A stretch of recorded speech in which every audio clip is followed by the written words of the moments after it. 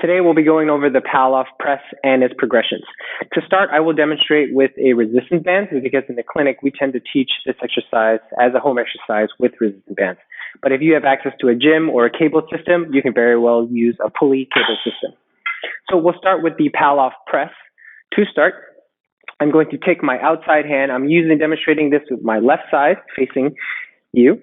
From here, I'm going to center the resistance band right in front of my chest or sternum. If you don't have a fat grip like one we use here, you can very well just use the band itself.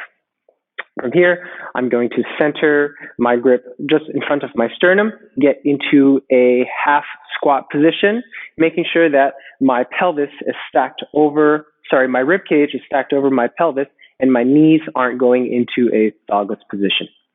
From there, getting the back of my head nice and tall, I'm going to press the band out, hold that for 1/1000, and then control the band on the way in. So that's one press. For this progression, or this first variation, you can work up to 10 or 15 reps at a time. One thing to note as you're pressing in and out is to not rush the motion, but also to making sure that as you're pressing the band out, your shoulders don't go into a hike, okay? That's progression one. Step two of the progression would be called a Pallof Press side step. So same rules apply. You're going to get the band in front of the sternum and into a half squat position to start. From there, you're going to press the band out, maintain this position as you side step or monster walk. Again, making sure that you're keeping the rib cage stacked evenly over the pelvis.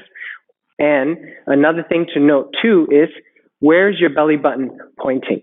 At the very outside. If my hand is pointing forward, my belly button should face the same direction and not this or this. So that's variation number two.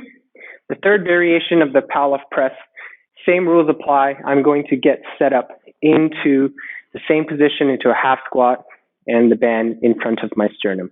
From there, I'm going to press the band out, and while maintaining this without any shoulder hiking or rotation of the hips, I'm going to slowly raise my fists up and down.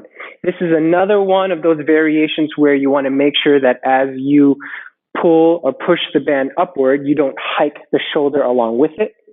Keep your upper traps nice and relaxed and just focus on resisting the rotation through your midsection, coming in and walking in. Finally, the last progression is the Pallof Press with a squat. Getting into that same setup, pulling the band or the fat grip in this case in front of my sternum, I'm going to press out. And from here, I'm going to just go down into a squat. Now, the depth of your squat is not important here. What we're focusing on is, can you maintain the torso's need to want to turn this way, but also can you go down comfortably and sit into a hinge or squat pattern in the manner that your knees don't come inward. And that is the variation of the Pallof Press, walkout or side step, flexion extension, and finally a Pallof Press and squat.